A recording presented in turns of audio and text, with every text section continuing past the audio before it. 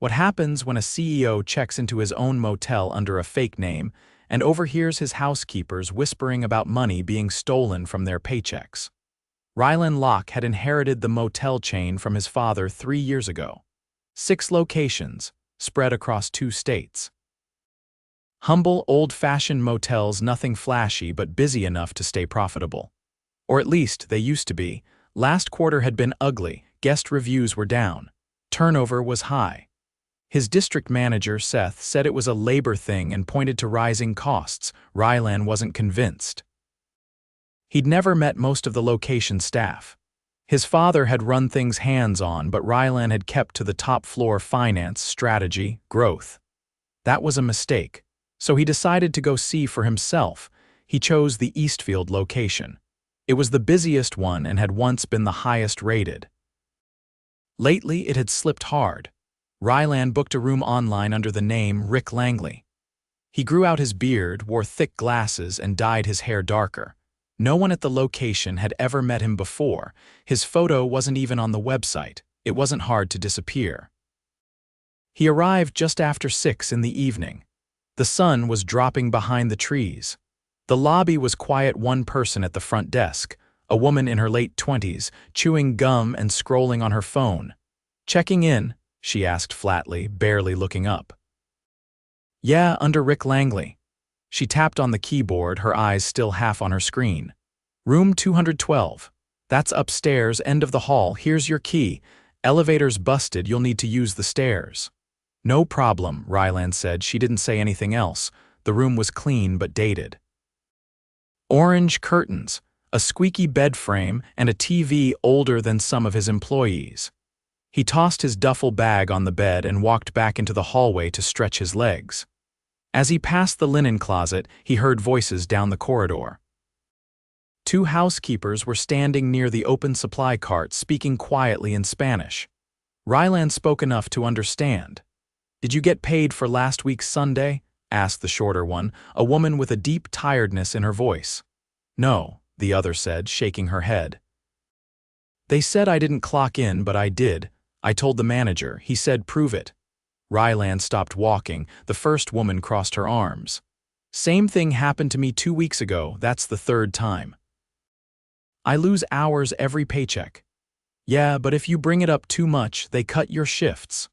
Rylan stepped back quietly and ducked into the stairwell. His heart was pounding. He waited there a moment, breathing slow. This wasn't just a complaint. This was theft.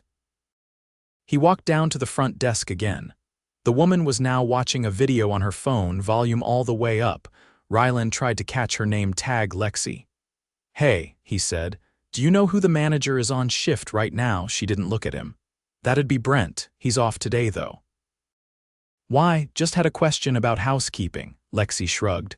"They're still on the 2nd floor. Try the cart." Rylan nodded and walked off again. He found the 2 women still working. He approached gently. "Excuse me," he said. "I heard you earlier about your hours." "I'm not trying to bother you, just... Does that happen a lot?" The taller one looked nervous. Why are you asking?" "I'm staying here, just curious." They looked at each other. The shorter one, maybe in her 40s, finally said, "They always say we missed punches, but we didn't. And when we ask for the time sheets, they say it's private." "That legal?" Rylan asked. "No," she said, her voice low, "but we need this job." He nodded slowly. "What's your name?" "Luz." The other woman added, "I'm Mariana." "I'm Rick," he said. "Thanks for telling me." They nodded cautiously. Then Luz raised her eyebrows. "You're not like the other guests." Rylan smiled faintly. "Guess not." That night he barely slept. He stared at the ceiling and thought about what his dad would have done. The man had built this business from nothing. He used to say, "If you hurt your workers, you hurt yourself." Rylan felt sick. He had no idea this was happening. What if it was going on at other locations too?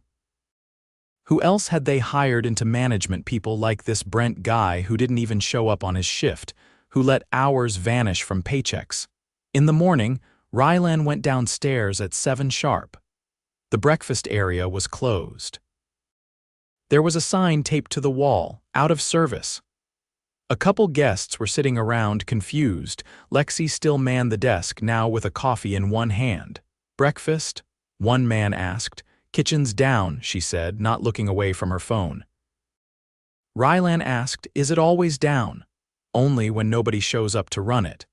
He walked outside and took a deep breath. Something was deeply broken here, and he needed to find out how far the damage went. He pulled out his phone and called his assistant. Don't say my name, he said. Just listen.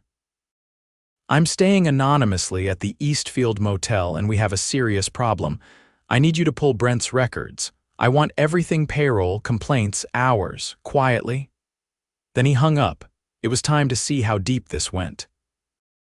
By 8:30, Rylan was dressed in a faded maintenance polo he'd picked up from storage behind the laundry room. No one had stopped him.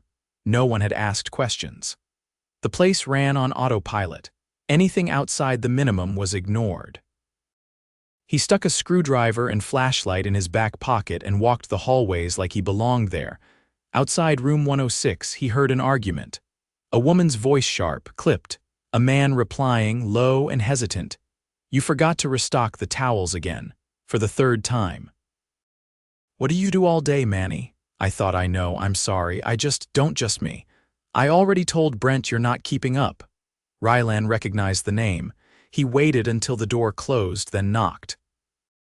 A young man opened it, maybe early 20s, short sleeves rolled up to the elbows, sweat already forming on his brow. His name tag read Manuel. Need help? Rylan asked. Manuel blinked. You knew. Rick, maintenance, just checking in on some plumbing issues. Manuel gave a tired nod.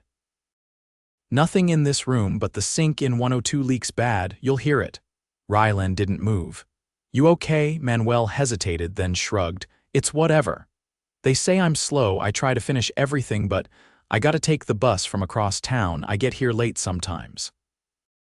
I told them I can stay after to make up for it, but now they're cutting my hours. Rylan didn't respond right away. He just nodded, then walked off toward room 102. The faucet inside was indeed dripping fast. He shut off the valve, inspected the line, and saw the cause: corroded washers. Maintenance 101. He replaced them in under 5 minutes. When he stepped back into the hallway, he caught sight of a clipboard hanging on the utility room door, the staff schedule. Brent's name was handwritten at the top. Next to housekeeping supervisor was the name C. Dorsey. He walked down to the break room. The door was propped open with a chair, and inside 3 employees sat quietly eating crackers and fruit. One of them, a petite woman in a gray uniform, turned when he stepped in. You're not from here, she said. Rick. Maintenance. Didn't know we had new hires. First day, she nodded, expression unreadable. You might want to stay clear of Dorsey. She's in one of her moods again. What does that mean? One of the others, a tall man with braces on both knees, said. It means if you're not her favorite, you're invisible, or worse. The petite woman leaned back. She sent Luz to clean 7 rooms solo yesterday. That's supposed to be a 2-person load, Rylan frowned. That's not policy, she scoffed. You think anyone here reads the handbook? Before Rylan could respond, a voice barked from the hallway. Luz, room 215 now. He stepped out and saw her see, Dorsey. Mid-40s, bleach blonde hair pulled into a severe bun, clipboard clutched like a weapon. She didn't even glance at Rylan. You new guy, she said. Don't stand around, go check the boiler. Brent said it's making noise. If you're not back in 30, I'll mark you as disappeared. Rylan nodded slowly. Where's the boiler room? She rolled her eyes. Behind the dumpsters, try not to get lost. As she turned, he watched her march into the break room and start barking orders at the others. No greetings, no questions. Just commands. He walked around the back of the building. The boiler room door was unlocked. Inside, it was musty and dim. The boiler wasn't making noise, it was overdue for maintenance, but nothing urgent. He waited 15 minutes, making notes on his phone, then returned. As he stepped into the hallway, he saw Luz struggling to push a loaded cart uphill toward the 2nd floor. No help, no partner. A full cart for 7 rooms. He approached. I can help. She looked startled.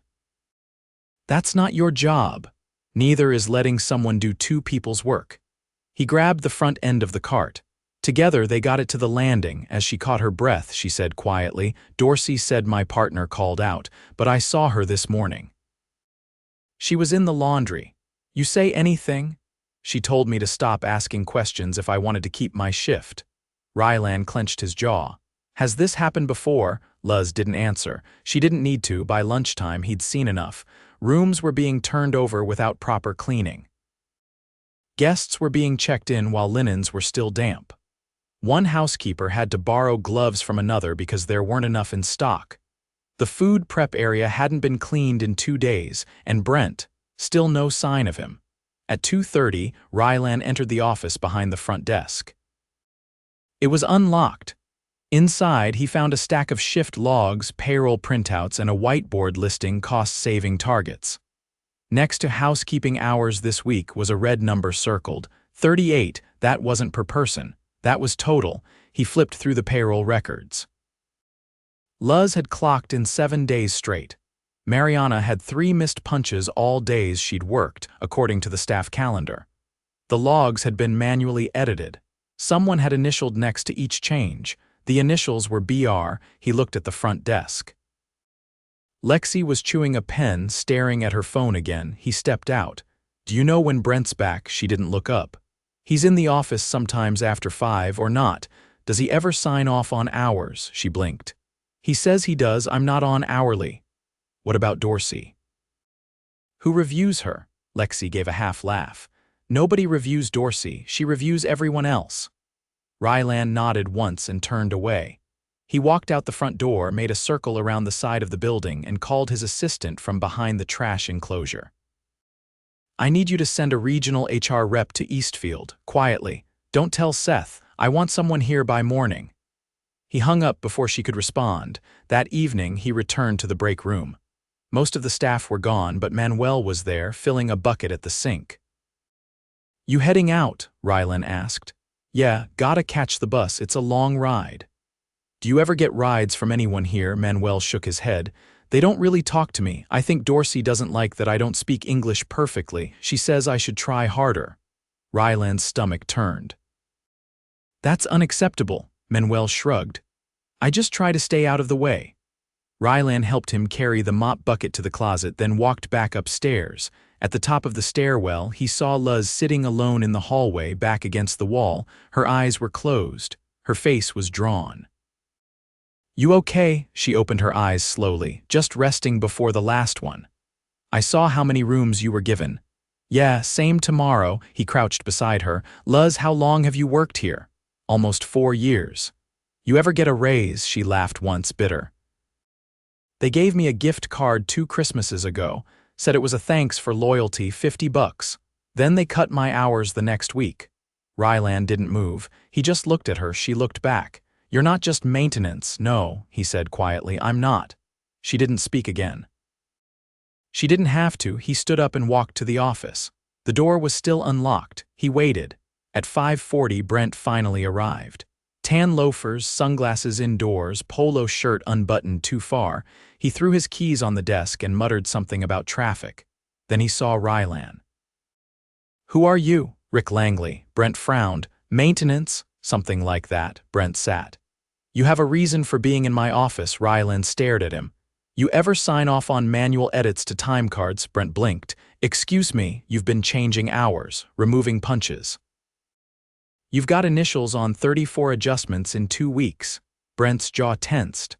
"I think you're confused." "No," Rylan said. "I'm not." Brent stood. "You want to keep your job? I suggest you get out of this office before I call someone." Rylan stepped forward, voice low. "You already did." Brent narrowed his eyes. "What? You called me. Every time you signed off on theft and abuse under my father's name, every time you let Dorsey harass and overwork people without oversight, every time you ignored repairs, shortages, and basic standards." Brent's face drained. "Who the hell are you?" Rylan reached into his pocket and pulled out his ID. He placed it on the desk. Brent stared at the name, Rylan Locke, owner and CEO. Brent took a step back. "You're done," Rylan said. "Don't come in tomorrow. Don't call anyone. HR will be here by morning."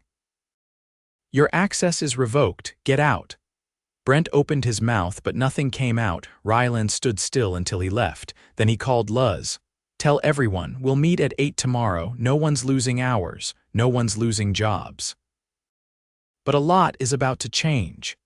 At precisely 8 the next morning, the break room was silent except for the low hum of the vending machine.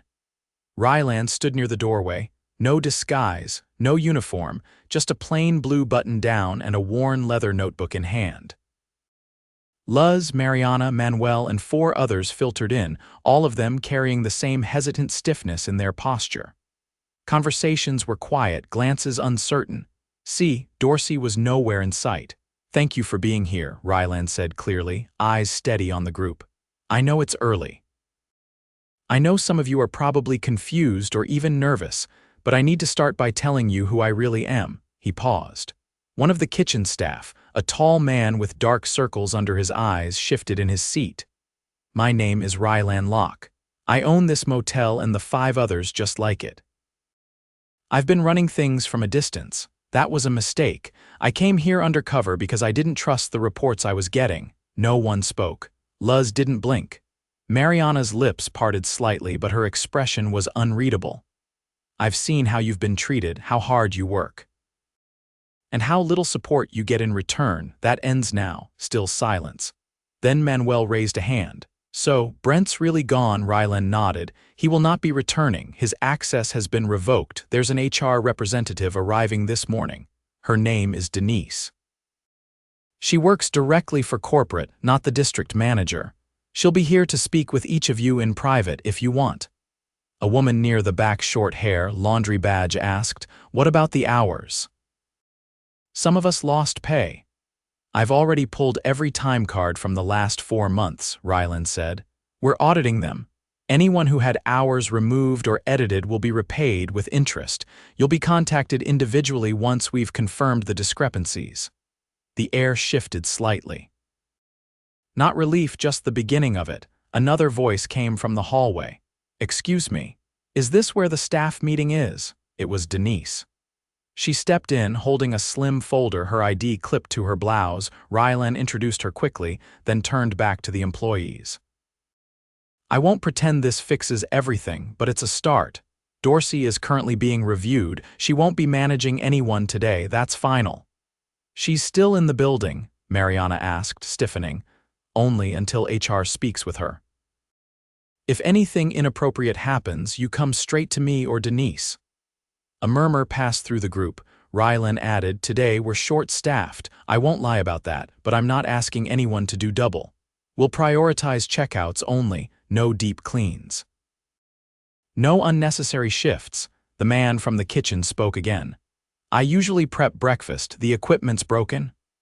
"I saw that. A repair crew is scheduled for noon. Until then, just do what you can with cold service. Don't overextend." Denise stepped forward. "I'll be using the back office for one-on-ones. No pressure, just conversation. You're free to decline. But if you've experienced anything unfair, I'm here to listen and act." Rylan looked across the faces watching him. "You deserve respect. You deserve safety. And from now on, you'll get both." He stepped back. "All right, let's get to work." The group dispersed slowly, still processing.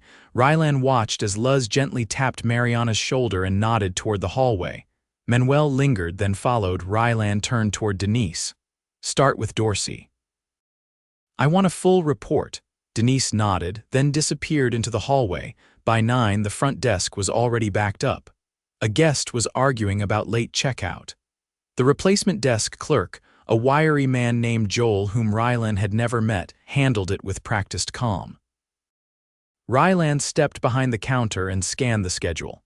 Housekeeping had only 4 people, on 3 of them part-time. It wasn't sustainable. He found Joel between calls. "Can you tell me who handles housekeeping scheduling?" Joel gave a cautious glance. That was Brent. But most of the time, Dorsey just took over. Did anyone ever approve her schedules? No one I know of. She kept them in her drawer. Brent didn't even check.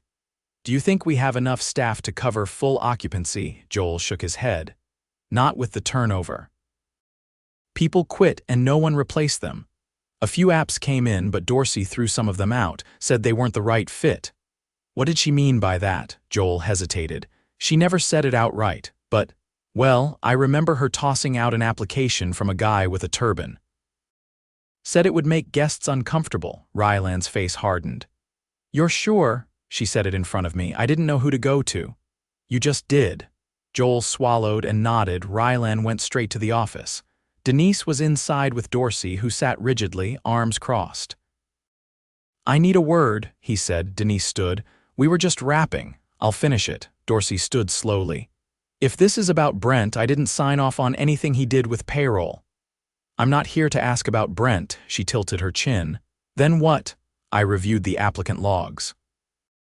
Several were removed without cause, including one who was rejected based on religious appearance. Her nostrils flared. That's ridiculous. You told a staff member the applicant would make guests uncomfortable. That's not what you don't need to explain. Your employment is terminated. Effective immediately.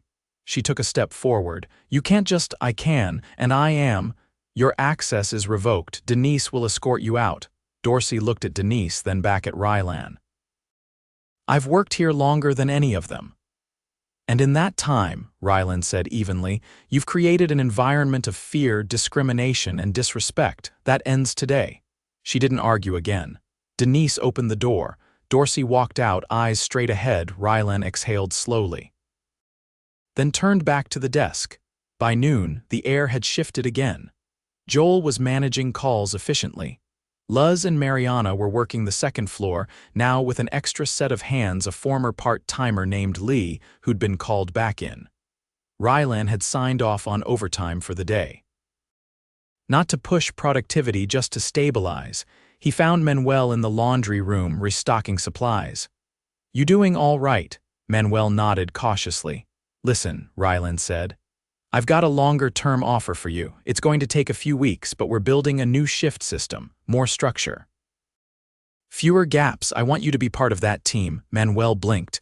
Me? You've been here every day doing quiet work no one notices. I noticed. He looked down. I'm not sure I'm qualified. You are. We'll train you if needed, but I want people who care. A pause. Then Manuel nodded. Okay. I'll try. That's all I ask. By 4, the repair crew had fixed the kitchen's heating elements. The breakfast bar was restocked with fresh items. Joel had found a local bakery willing to deliver daily.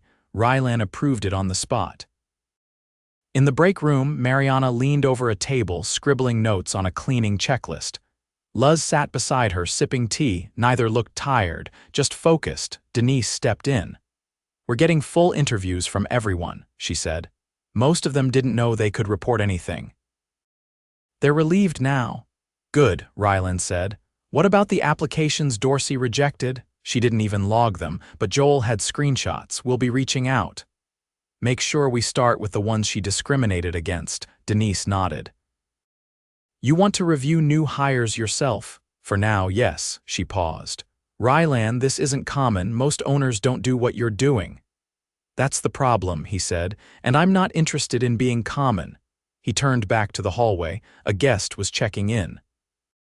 Joel greeted them with a smile, offered a complimentary water, and directed them toward the elevator, which now worked, thanks to an emergency call Rylan had placed that morning. The motel wasn't perfect. Not yet. But for the first time in months, it wasn't broken. And for the first time in years, Rylan was exactly where he needed to be. 2 weeks later, the Eastfield location felt like a different building, though no one would have said it was fixed. Not yet. The paint still peeled in spots. The carpets still needed replacing in half the rooms. But the atmosphere had shifted. Not because of cosmetic changes, but because fear no longer sat in the corners of every room. Rylan had extended his stay in one of the back units, a room that hadn't been rented in months. He kept the blinds open during the day, door cracked when he was inside. He wanted people to see him not as a figurehead, but as someone reachable.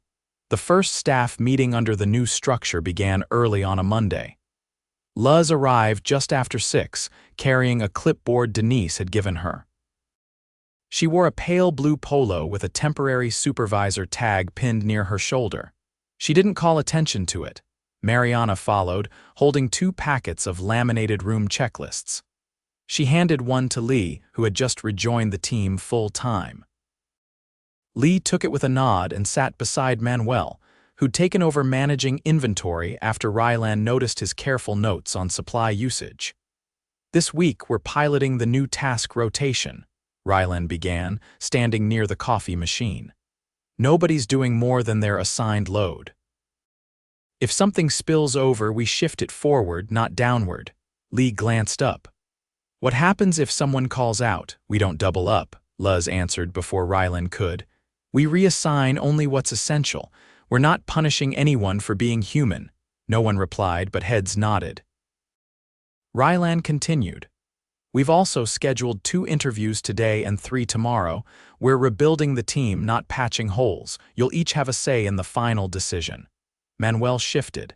"You mean we can veto a hire? You can raise concerns," Rylan said. "And they'll matter." By mid-morning, Denise had set up a small, temporary office in the old storage room. She was helping finalize the performance reviews Brent and Dorsey had neglected. Most of the staff hadn't been evaluated in over a year. Not for pay adjustments or training opportunities, just silence. When Rylan stepped in to check on progress, Denise gestured to a stack of reports. 3 employees never had files created, no records, nothing. "Who?" "Lee, the dishwasher in the kitchen. She'd been here 9 months. "Then there's a part-time night cleaner, Shonda and Manuel." Rylan leaned against the doorway. "We'll fix that." She lowered her voice. "Also, I found something in Brent's drawer, guest complaints unfiled, dozens, some serious." He logged them, then shoved them into a binder labeled later. Rylan opened the folder and scanned the top sheet. A family had tried to report a rodent sighting in room 101. The note was dated 5 months ago. Sanitation already scheduled a full inspection. Tomorrow morning. Good. "Keep digging." At the front desk, Joel was walking a trainee through the check-in software. Her name was Priya, one of the applicants Dorsey had rejected without cause. She had a calm, steady tone and asked precise questions as she worked through the booking process. Joel let her handle the next guest on her own, stepping back only when needed. Rylan watched from the side for a few minutes, then pulled Joel aside. "She's exactly what we need," Joel nodded. "She's worked in hospitality before." Said front desk was always her goal, but she kept getting pushed into back office jobs. "She's staying. If we offer, she's in. Offer her full-time now, don't wait." Later that day, Luz passed by the maintenance closet and called out, "Rick." "You got a minute?" Rylan stepped away from the panel he'd been inspecting. "I just talked to Mariana. She said Shonda's been taking double shifts again, quietly. She's not saying anything, but she looks wrecked." "Is she covering for someone?" "No. She's doing her shift and then staying late to clean the common areas. Says she wants to prove herself." Rylan frowned. "That's not how this works." He found Shonda behind the vending machines, wiping down the baseboards with a rag and a bottle of diluted cleaner. "You don't need to do this after hours," he said gently. She didn't look up. "I don't mind." "I do. You've already done your shift." "I messed up checkouts last week. Missed one. I'm just trying to show I care." "You already have," Rylan said, "but this place doesn't run on guilt anymore. Start fresh. Take your full break. You've earned it." She looked at him, unsure, then slowly stood. "I guess I'm just used to being invisible." "Not anymore." The next morning, the pest inspection came back clean. The rodent complaint had been serious but outdated. The unit in question had been deep cleaned last month as part of Luz's initiative to rotate room assignments. Still, it reminded Rylan how close they'd come to disaster. He called a leadership meeting that afternoon. Luz, Joel, Denise, and a new hire from the maintenance team, a wiry woman named Alandra, gathered in the back office. "We're stabilizing, but we're not sustainable yet," Rylan said. "We need a plan for long-term oversight." Joel leaned forward. "You thinking about a new GM, eventually? But it won't be someone from outside, not this time." Alandra raised a brow. "You want to promote from here?" "I do, but not overnight. We build the bench first, starting with cross-training." Luz nodded. "I can run a session on scheduling and guest prep." "I'll cover inventory," Alandra added. Rylan turned to Joel. "You good handling training for front desk," he smiled. "Already started." Denise looked around the room. "This is what leadership's supposed to feel like." Rylan didn't respond. He just made a note in his book. By Friday, the new hires had started shadowing shifts. Priya handled check-in during a busy lunch rush without a single misstep. Lee began mentoring a younger housekeeper who joined that morning. Luz built a rotating weekend schedule that gave everyone at least one Sunday off every month, something that had never happened before. In the late afternoon, Rylan walked the perimeter of the building. The back lot was clear.